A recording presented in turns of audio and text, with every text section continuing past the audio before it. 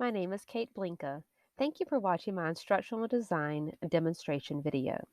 Today I'm going to show you a sample course for the Junior High Life Science Excelsior project here at Instructure.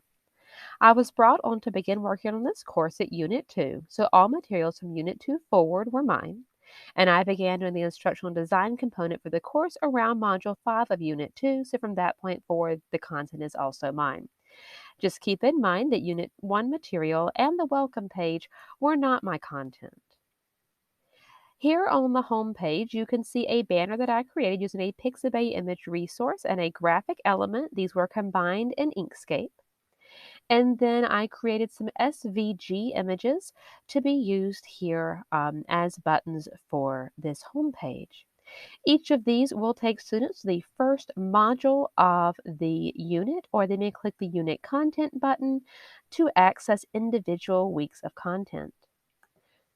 When this is scaled for a mobile device, you will see it remains very easy to navigate, that everything is beautifully aligned, and it makes for a very enjoyable experience accessing content from the home page. These images were, as I said, created using Inkscape. Images for this course have also been created using Krita and Google Slides. While I do recognize that Inkscape is preferable since it creates vector images, for a time I did not have access to that. I only had access to Google Slides due to some computer problems. And so the images in this particular lesson were created using the curve feature and the shapes tools on Google Slides. So this is how my topic overview pages look.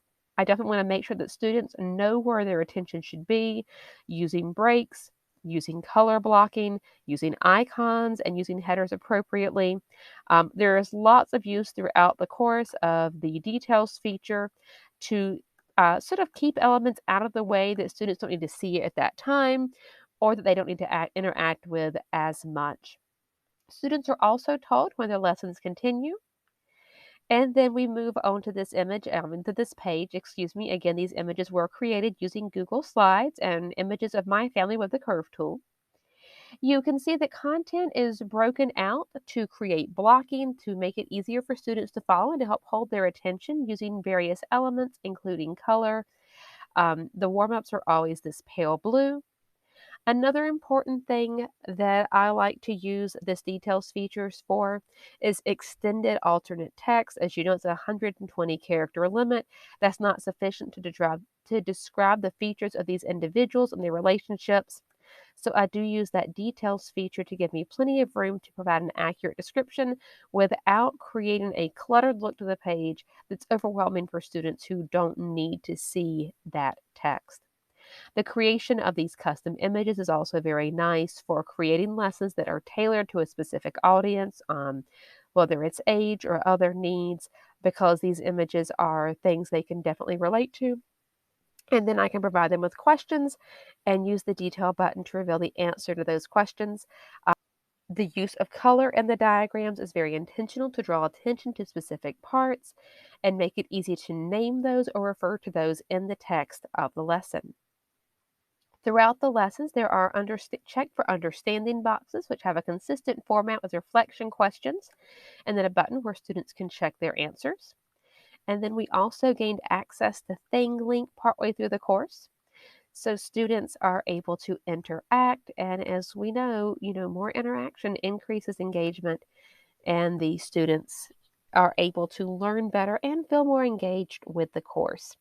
Attribution and copyright are located at the bottom of the page in a details drop-down.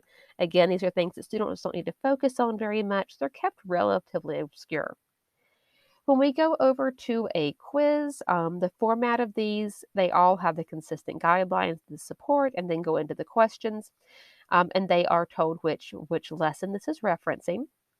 And then the students are asked to answer the questions, and then they are told when they reach the end of a lesson.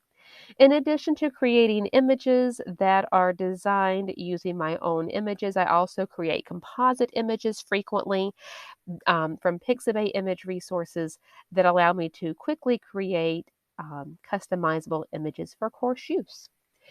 Thank you very much for watching my instructional video. If you have any questions, please let me know. Please feel free to explore the course, and I look forward to hearing from you soon.